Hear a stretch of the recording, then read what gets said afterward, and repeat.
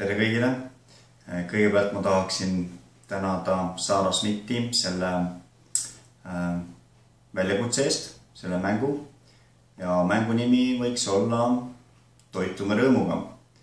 Ja kuna väljakutse oli siis lugeda pühakirju, siis seda ma ka teen.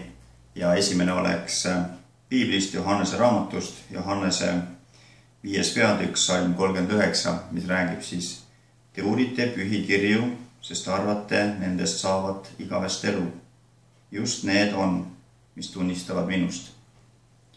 Ja teise pühakirja ma otsin Mormoni raamatust, 2. Nefi 32:3, mis siis räägib: Inglid räägivad püha vaimu väel, mispärast nad räägivad Kristuse sõnu.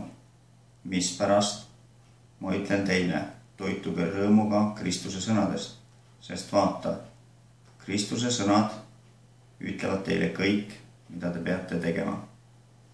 Ja ma jagan oma väikse tunnistuse sellest, et tõesti see nii on, et kui ma olen lugenud pühakirju iga päev